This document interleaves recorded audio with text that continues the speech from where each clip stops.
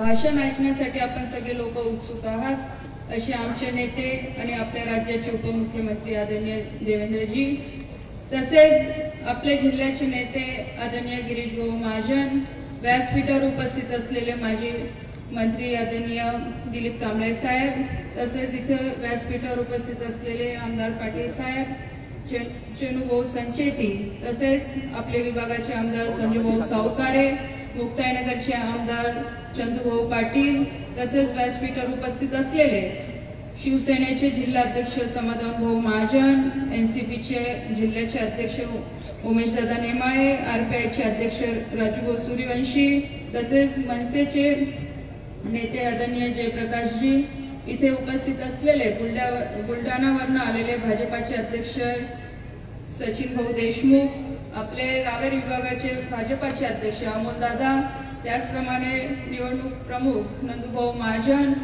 महिला अध्यक्ष रंजनाताई, व्यासपीठावर उपस्थित असलेले मकासरे साहेब, तसेच उल्हास पाटील साहेब व महायुतीचे सर्व नेते, सर्व सन्मान्य व्यासपीठ आणि माझ्या समोर उपस्थित असलेले, आज खास करून आपण सगळे इथे या निवडणुकीला पूर्ण ताकदीने समोर जाण्यासाठी आलेले सर्व माझे कार्यकर्ते बंधू भगिनींनो, पत्रकार मित्रांनो, आज आपल्याला सगळ्यांना बघून आणि ह्या 10 वर्षामध्ये जी आपण सगळ्यांनी जी मला साथ दिली ते नक्कीच शब्दात सांगण्यासारखं नाहीये, पण ह्या 10 वर्षामध्ये मी सुद्धा प्रामाणिकपणे प्रयत्न केला की या मतदारसंघासाठी, या जिल्ह्यासाठी जे जे काही मला शक्य होईल ते काम करायचं नक्कीच मी प्रयत्न केलेला आहे। आणि मी आपल्या सगळ्यांच्या आशीर्वादाने मी माझं भाग्य समजते की ह्या 10 वर्षामध्ये आदरणीय मोदी साहेबांच्या नेतृत्वामध्ये मला काम करायची संधी मिळाली। आणि ह्या 10 वर्षामध्ये आदरणीय मोदी साहेबांनी विकास कामांच्या बद्दल तर आपल्याला सगळ्यांनी या देशाला तर सांगितलंच, पण त्याचबरोबरने सगळ्यात महत्त्वाचा विषय आदरणीय मोदी साहेबांनी आमच्यासारख्या युवा, महिला, सगळ्या लोकप्रतिनिधींना जो संदेश दिला असेल आणि जे शिकवलं असेल ते राष्ट्रभक्ती शिकवली की आपण ह्या देशामध्ये राहणारे नागरिक आहोत। आपलं प्रथम कर्तव्य आहे की राष्ट्रभक्ती आणि राष्ट्रासाठी आपल्याला सगळ्यांना कार्य करायचं आहे, हे आदरणीय मोदी साहेबांनी शिकवलं।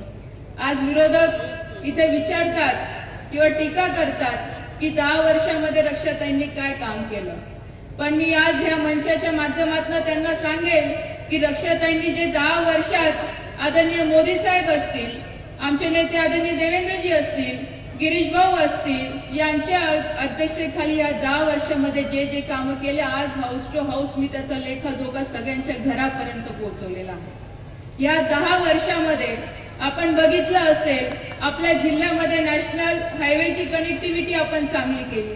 आज रेल्वे स्टेशन आहे त्याचं कन्वर्जन आपण केलं, आज आधुनिक पद्धतीने आपण सगळे रेल्वे स्टेशन केले।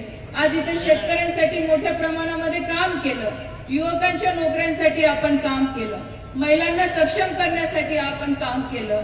आज असं एकही क्षेत्र नाहीये जिथे आपण आज काम केलेलं नाहीये। आणि आज ते जेही आरोप करताय, मी फक्त त्यांना एकच प्रश्न विचारेल आणि त्यांनी त्याचं उत्तर द्यावं की आज ज्या नॅशनल हायवे मधनं ते प्रवास करतात, ज्या रस्त्यावरनं त्यांची वाहतूक होते, हा कोणाच्या काळामध्ये झालेला आहे? 2019ला महाविकास आघाडीचं सरकार आलं तेव्हा केळीच्या प्रश्नासाठी आदरणीय देवेंद्रजी असतील, आदरणीय गिरीश भाऊंच्या नेतृत्वाखाली या जिल्ह्यामध्ये आम्ही सगळे शेतकऱ्यांसोबत आंदोलन केलं आणि शेतकऱ्याच्या हिताचे निकष आम्ही करून घेतले। त्यावेळेस हे नेते कुठे होते? त्यावेळेस का या नेत्यांनी शेतकऱ्यांसाठी त्यावेळेस का मी प्रश्न विचारले? का त्यांच्या नेत्यांकडून ते काम करून घेतले? असे अनेक विषय आहे की जे ह्या 10 वर्षामध्ये आपण मतदारसंघासाठी, आपल्या जिल्ह्यासाठी आपण प्रामाणिकपणे काम करायचा प्रयत्न केला। इथे संजू भाऊंनी सांगितलं की 10 वर्षामध्ये राज्य सरकारच्या माध्यमातून आपण बरेचसे काम आपल्या जिल्ह्यासाठी आणले।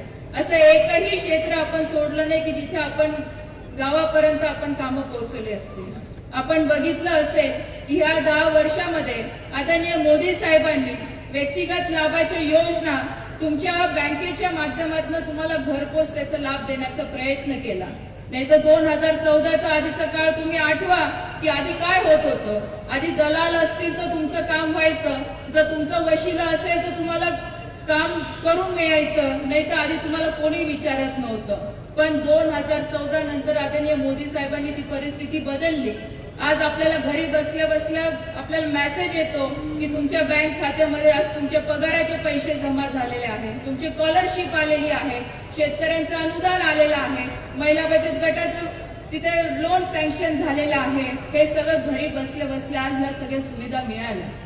कोविडच्या काळामध्ये आपण बघितलं असेल की ऑनलाईन शिक्षण पद्धती ही मोदी साहेबांची एक कल्पना होती की 2014ला त्यांनी डिजिटल इंडियाची मोहीम सुरू केली, म्हणून ते शक्य झालं की कोविडच्या काळामध्ये आपल्या मुलांना घरी बसल्या बसल्या ऑनलाईन शिक्षण घेता आलं, आपल्या मुलांना घरी बसल्या बसल्या नोकऱ्या करता आल्या.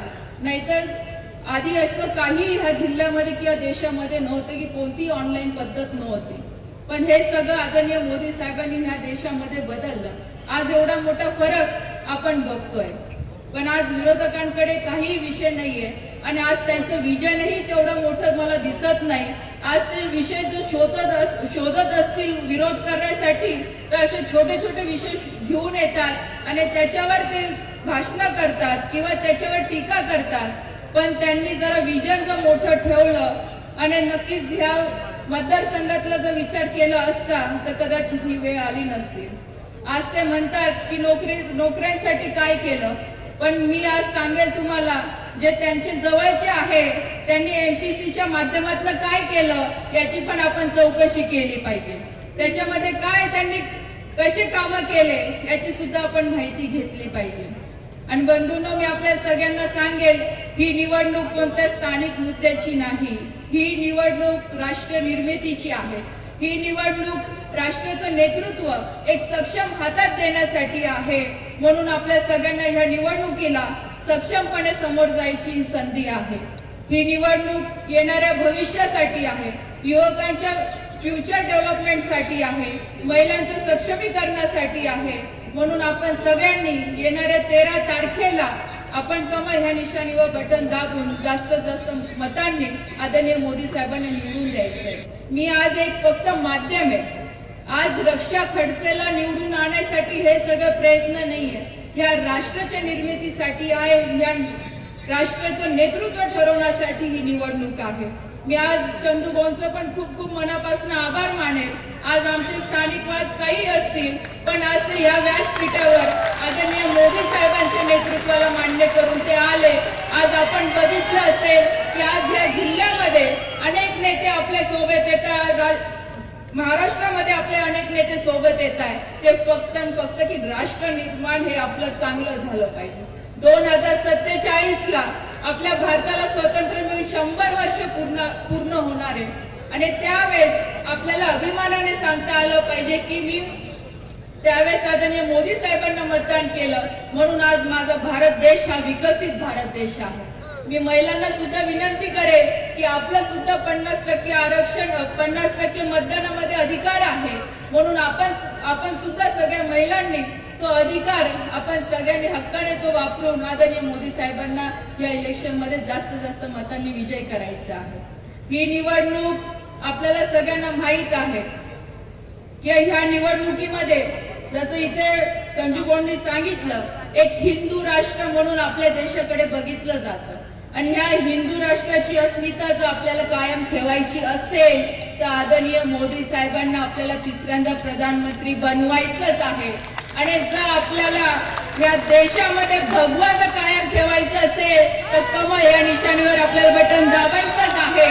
आपल्याला जाता जाता एवढंच सांगेल की येणाऱ्या 13 तारखेला असं एकही गाव राहणार नाही, एकही शहर राहणार नाही की जिथे भारतीय जनता पार्टीला जास्त मतांनी विजय केल्याशिवाय आपलं एकही बूथ राहणार नाही. म्हणून जाता जाता आपण सगळ्यांनी संकल्प करून जायचा आहे की ही निवडणूक राष्ट्र निर्माणची आहे आणि आपलं सगळ्यांचं कर्तव्य आहे की आपण राष्ट्रभक्त आहोत. म्हणून ही निवडणूक आदरणीय मोदी साहेबांना आपल्या जिंकू द्यायची आहे. एवढं बोलू इथे थांबते. जय हिंद, जय महाराष्ट्र. धन्यवाद ताई. मित्रांनो, ही निवडणूक राष्ट्र